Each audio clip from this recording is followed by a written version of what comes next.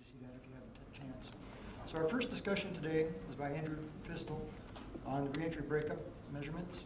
If you would like to go ahead. Sure. Thank you. So I'm from the Aerospace Corporation, and this is basically the REBR, the Reentry Breakup recorder.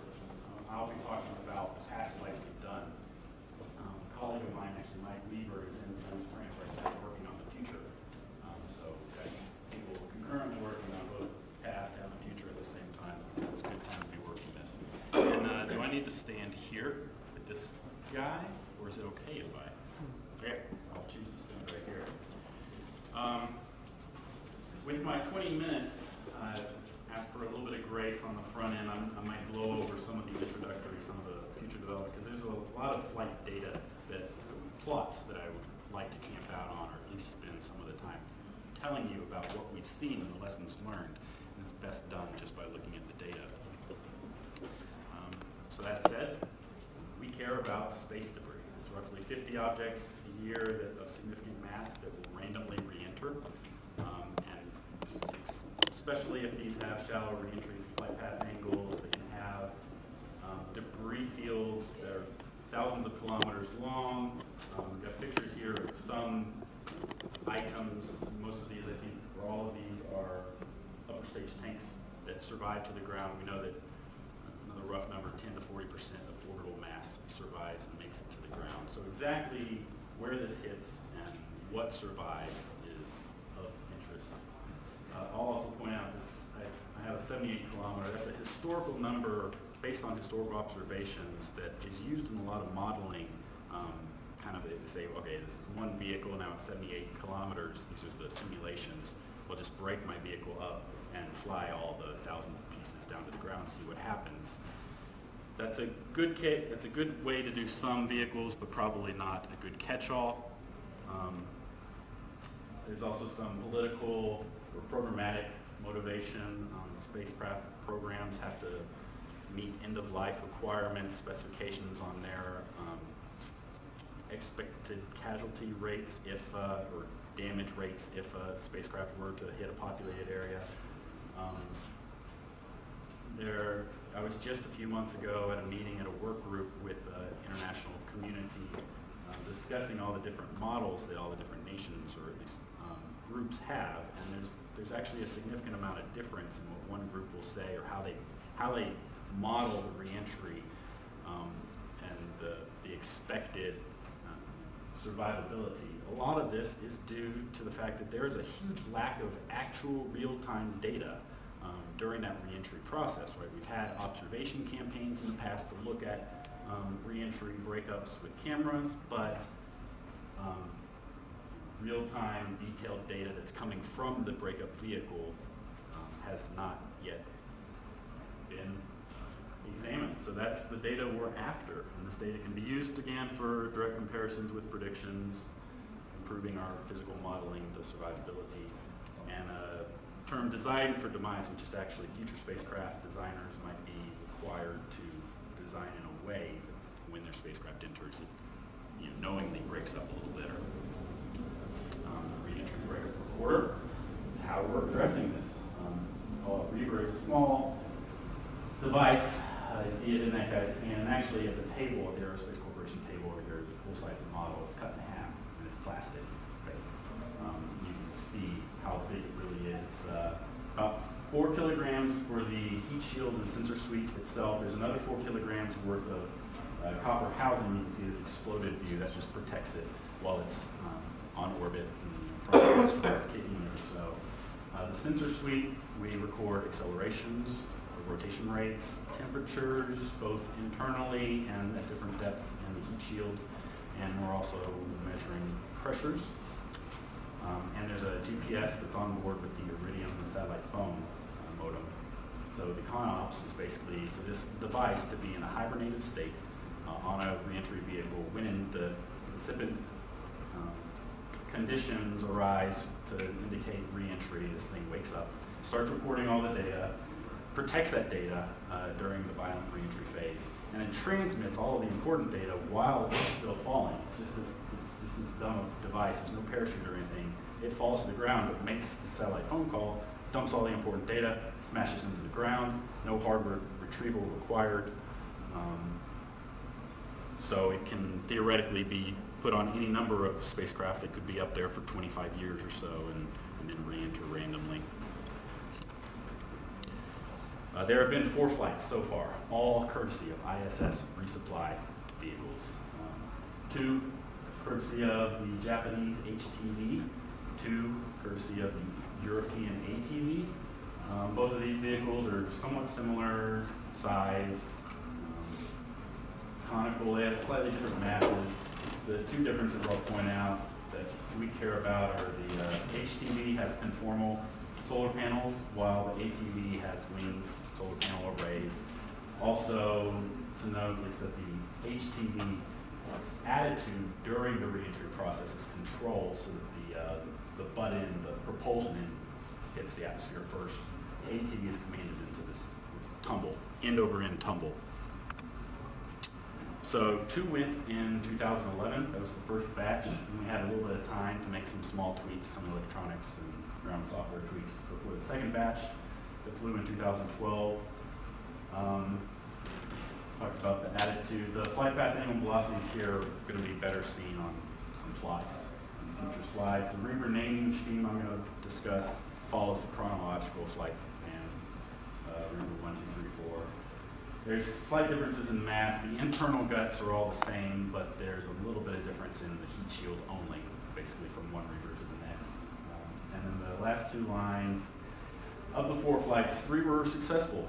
We got results back, very happy. 1 just never made the phone call. Don't know what happened. Got a couple good theories, but no smoking gun. Half of the best theory is that the mounting system, that was the only one that was hard mounted to its host vehicle. All the others, is bolted down. All the others were kind of seatbelt nylon straps with padding. Also, the second half not on this chart is that's the only one that was mounted real close to the propulsion system. And from observation campaigns of the past, we believe there's explosions that go on, very violent explosions. Being near the propulsion system, probably a bad idea. All the other 3 were up near the hatch where there's all this junk, right, ISS junk in between. Kind of helps pad if there were violent explosions from the propulsion system. Now I'm going to gloss over this slide, but it's basically making the point. Of the 3 that came back, we don't design REBR to survive ground impact, but just as a kind of nice thing, 2 of them did continue to transmit data in some form or fashion after smashing into the ground. So we recovered a little bit of extra data. Of course, most of it was just a day's worth of Iridium satellite phone call, which you can imagine getting that bill unexpectedly wasn't too fun. So here's a first look at the actual flight data. Now, I've got a paper that shows this for all, but this is just one example of the REBR for early phase. This is the region we really care about, and I'm going to talk through essentially what's going on here. We're looking to find the story of what's going on right before the vehicle breaks up. And there's a blue line here that's an RSS of a low G accelerometer, all RSS of the 3 axes. That goes to the left, and the grayscale lines here go to the right axis as gyro rates, and I just have 3 lines for the 3 axes. So for the REBR 4 that was on ATV 3, basically line 1 is where it was initiated. It gets initiated based on this low G acceleration, 12 millig's, turns on, activates. Starts recording. By line 2, not on this plot, the pressure, internal pressure of REBR started to dip. And this is coming from a pressurized ISS astronaut-friendly environment. It starts to dip, and that's consistently one of the precursor events we saw. REBR itself is not airtight, so this pressure sensor inside REBR means that the host vehicle lost its pressure containment system, or it was breached. Come to another line 3 here, big jolt in the accelerations, but the rotation rates don't change much. We're at least interpreting this, and I'll talk a little bit about the interpretation. We're interpreting this to just mean the initial debris shedding. Maybe the solar panels were falling off, or just small pieces were falling off.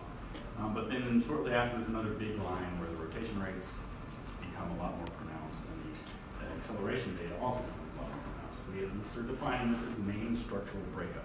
We know at this time the vehicle, the host vehicle is twirling around. REBR's probably bouncing around inside, or it's still attached, but the host vehicle is bouncing around. At some point between line 4 and 6, I just point out at line 5, it's probably just REBR coming into contact with a piece of space junk. It's possible that the parent vehicle was breaking up and REBR was riding in the wake, like bicyclists do.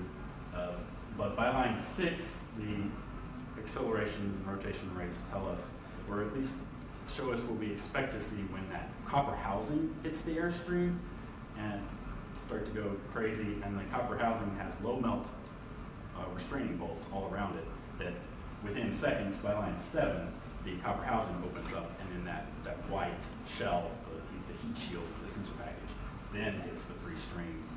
Within a few seconds after that, it's in stable flight.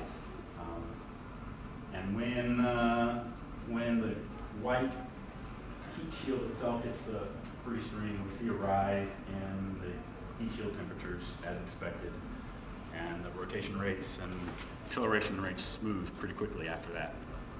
Flies to the ground. So we did this for every flight we got. That kind of thing. This is not flight data. This is just back on kind of high-level trajectory and get you comfortable with the vertical altitude plots. So we've got flight, this is just to show the difference in flight path angles. Some of them came in a little bit more steep than others. The velocity profile is roughly the same. They tend to go subsonic about 30 kilometers. And the flight path angle going from horizontal, you can see even at 30 kilometers there's a decent amount of darkness to it before it hits pure vertical flight, 20 kilometers-ish.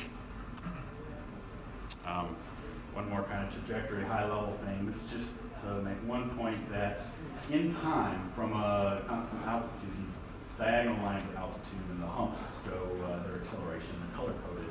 But the ones that were coming down steeper experience, this is kind of the acceleration curve that REBR felt the humps are.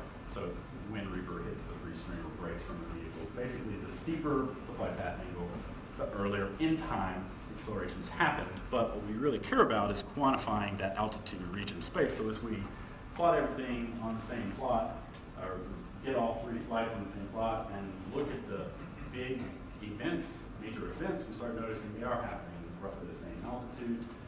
REBR first data point initializing between 90 and 95 kilometers. Pressure drops between 78 and 85. Start of main structural breakup consistently between 70 and 74 kilometers. REBR was clear of debris, was free floating in stable flight consistently about 68 or 65.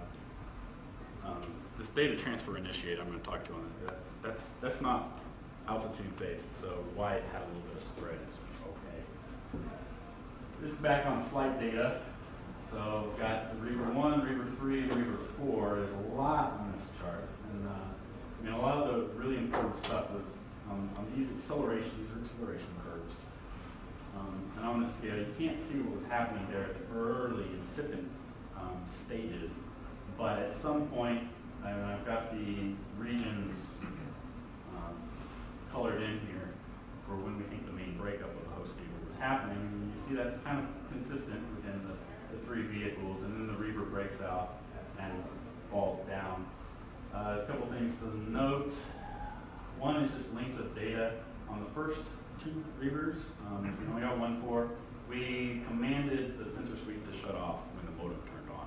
This is just a programmatic decision that we alleviated for the second batch, REBR 3, REBR 4. So on REBR 3 and 4, we get a little bit more data.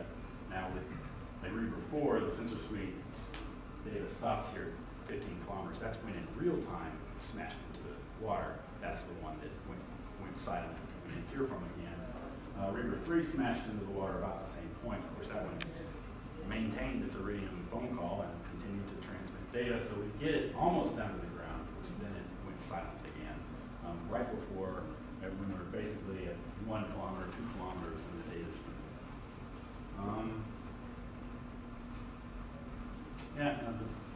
But I mean, the modem on is basically a timer, 256 seconds after it's initialized. So again, on these, you can see there's a little bit of difference in when the modem was turned on in altitude, but that's just because it's based on time, 256 seconds. So that kind of tells you that REBR 4 was coming in steeper, coming in faster. Here's some more flight data. Still on altitude flights, stream pressure.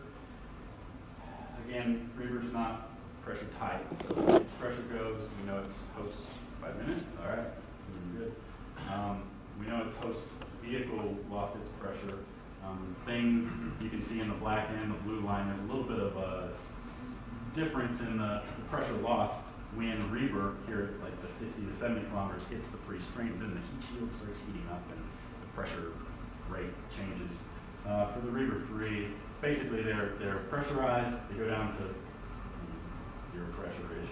And for REBR 3, we got to see the curve back up to standard atmosphere. This follows a kind of expected curve.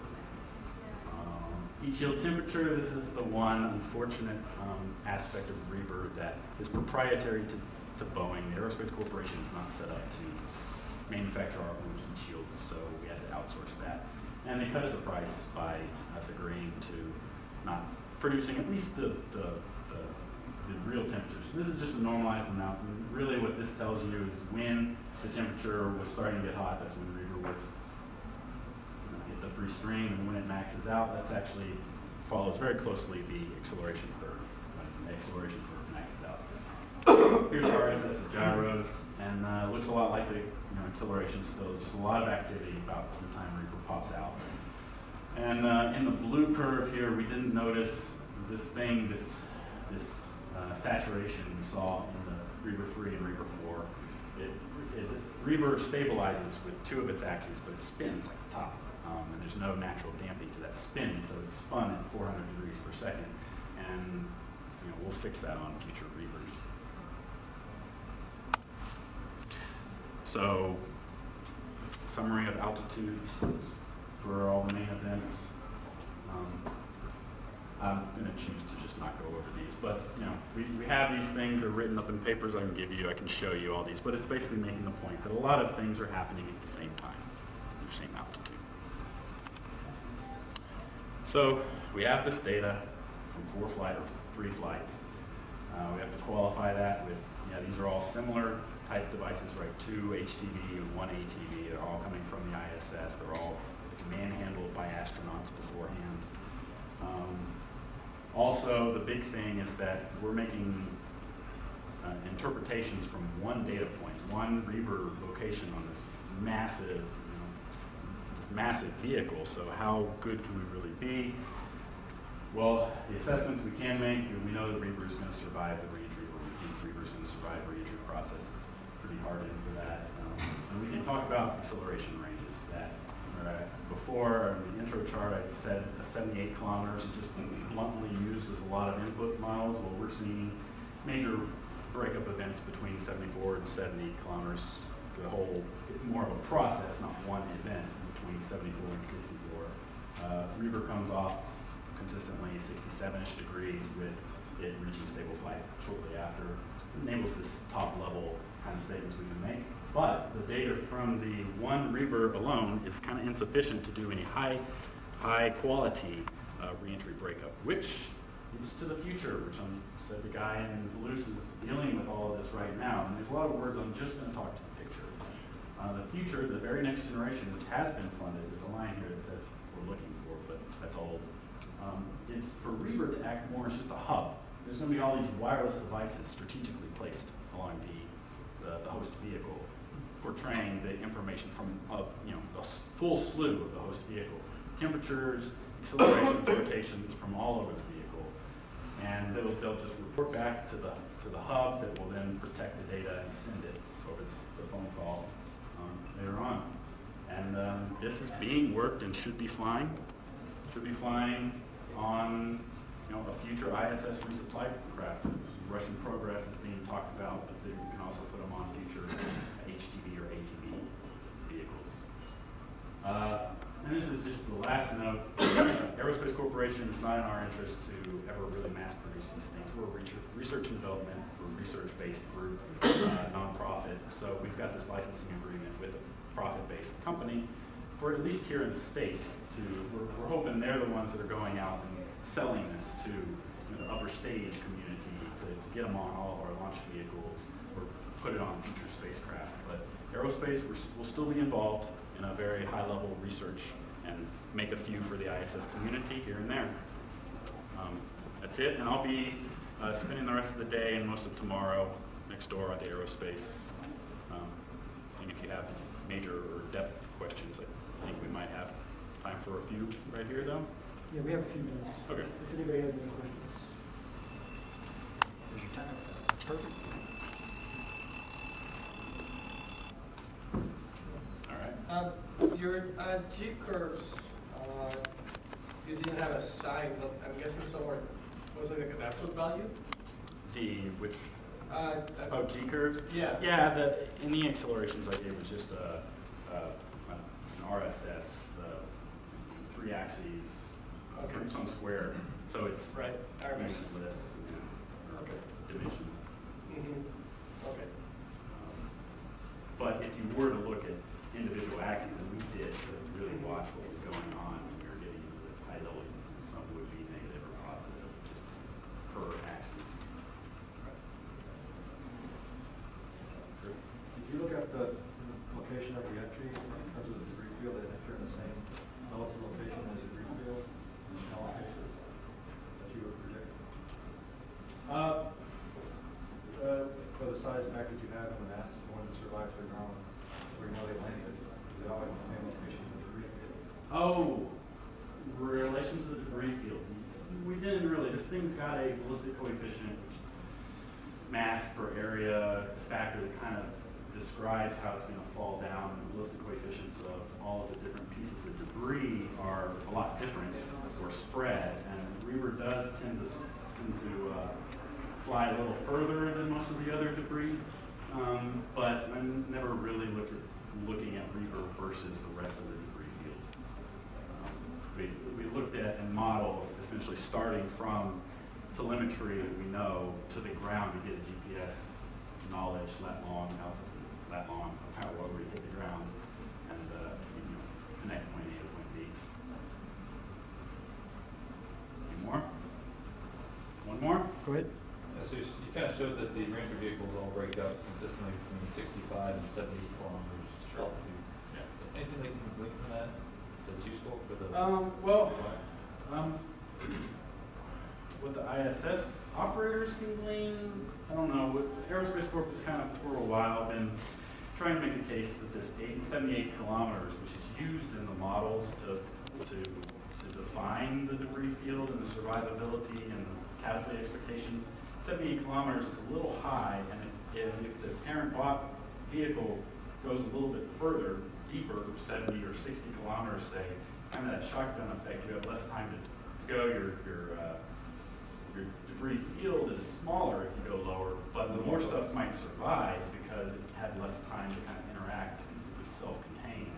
So we're kind of trying to make the case to move to more dynamic modeling of casualty expectations. What HTV and ATV and progress we learn, I don't know, because they're all pretty safe. They're commanded to fall in the South Pacific Ocean. Right. It's uninhabited.